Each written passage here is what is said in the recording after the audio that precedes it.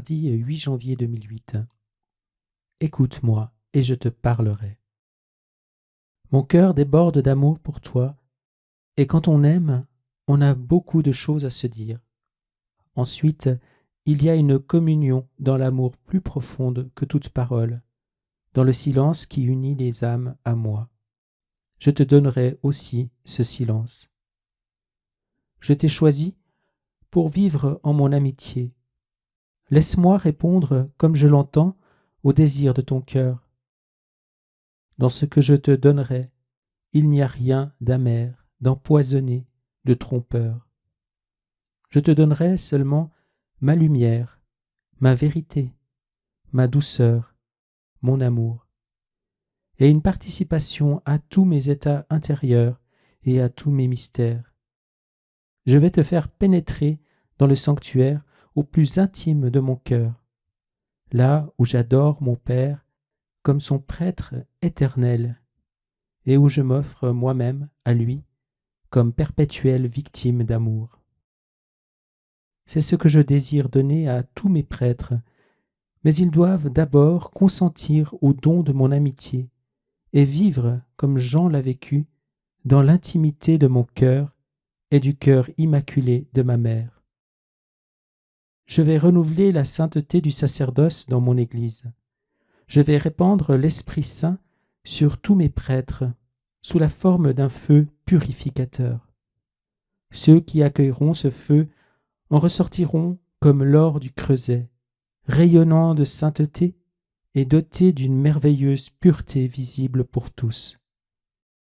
Ceux qui refuseront mon feu s'y consumeront. Ils seront semblables aux branches stériles que l'on coupe et que l'on met de côté pour les brûler. Le feu de mon cœur est la vive flamme d'amour, l'Esprit Saint. Abandonne-toi à ce feu et demande-moi de l'allumer en toi et dans les âmes de tous mes prêtres. La flamme de l'amour purificateur et sanctificateur a son foyer en mon corps dans la très sainte Eucharistie. Ceux qui m'adorent dans mon sacrement d'amour seront les premiers à expérimenter la Pentecôte sacerdotale par laquelle j'ai l'intention de renouveler le sacerdoce de mon Église.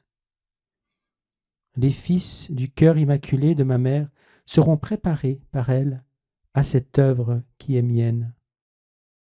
Si tu désires recevoir le feu de mon amour purificateur et sanctificateur, vis en présence de ma mère immaculée, comme le faisait saint Jean, mon disciple bien-aimé et ami. Celle qui était présente au Cénacle lors de la Pentecôte par laquelle j'ai envoyé mon Église dans le monde, est aussi au cœur de cette Pentecôte de sainteté, par laquelle je vais renouveler mes prêtres et donner encore une fois au sacerdoce de briller dans mon Église. Je bénis ceux que tu me présentes, les élevant dans la lumière de ma face. Je donnerai à chacun selon ses besoins, mais aussi selon sa disponibilité à recevoir mes dons. Ceux qui sont pauvres en esprit sont les mieux disposés à recevoir ce que j'ai à leur donner. Ceux qui sont proches de ma mère très pure et l'invoquent comme médiatrice de toute grâce ne seront pas déçus dans leur attente. Comme il me plaît d'accorder en abondance grâce et bénédiction par les mains pures de ma sainte mère. Elle est l'intendante et la dispensatrice de toutes les richesses déposées en mon sacré cœur pour les âmes. Les âmes qui se tourneront vers elle ne repartiront pas les mains vides. Les âmes qui refusent de reconnaître sa place unique dans le grand dessein de miséricorde de mon Père pour le monde ne recevront pas dans la même mesure que celles qui se tournent vers ma mère et qui s'adressent à elle avec confiance. Insiste sur ce point lorsque tu es appelé à prêcher ou enseigner. Les richesses de mon royaume sont pour tous ceux que j'ai rachetés par mon propre sang, mais il me plaît de les accorder par ma mère, la reine et la médiatrice qui se tient au pied de ma croix, m'offrant au Père et s'offrant avec moi. Aujourd'hui, elle règne avec moi au paradis. tout ce que j'ai obtenu de mon Père pour les âmes sur l'autel de la croix, avec ma mère à mon côté, je vais maintenant le répandre sur les âmes par l'intermédiaire de son cœur et de ses mains. Ceci aussi est le secret d'un sacerdoce fécond. Dans chaque acte sacerdotal et dans toutes les circonstances de la vie, place tes mains dans les mains de ma mère et ton cœur dans son cœur.